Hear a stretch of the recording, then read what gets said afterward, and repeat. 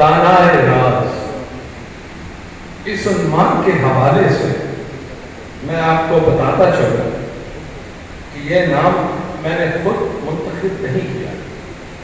بلکہ قدرت کی طرف سے منتخب کروایا گیا ہے۔ میرے لیے یہ بات باعث فخر ہے کہ میں ایک ایسی شخصیت کا پوتا ہوں جس نے نہ صرف اردو اور فارسی شاعری کو بلکہ اہل علم و فن کو ایک منفرد سوچ سے روشناس کروایا، اس پاک سرزمین کا خواب دیکھا اور رہتی دنیا تک مفکر پاکستان کے ساتھ ساتھ شاعر مشرق کا خطاب بھی اپنے نام کر دیا۔ ڈاکٹر سر محمد علامہ اقبال رحمۃ اللہ علیہ دنیا بھر میں جہاں جہاں اردو اور فارسی زبان بولی اور لکھی جا رہی ہے، وہاں وہاں ان کی عمیق سوچ اور گہری فکر سے استفادہ کیا جا رہا ہے۔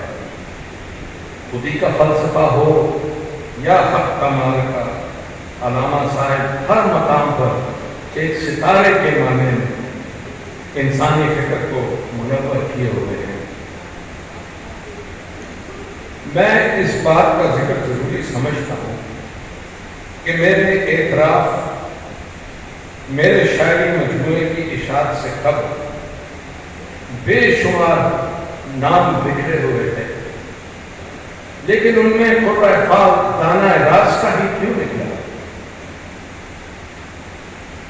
میرے والد محترم بیرسٹر آفتاب اقبال، جو کہ علامہ صاحب کے بڑے برخوردار تھے، بتاتے ہیں کہ جب علامہ صاحب کا وقت آخر تھا اور بیماری نے انہیں بہت دنوں سے اپنے گھیرے میں لیا ہوا تھا، اس وقت وہ اپنی زندگی کے آخری ایام ہسپتال کے بجائے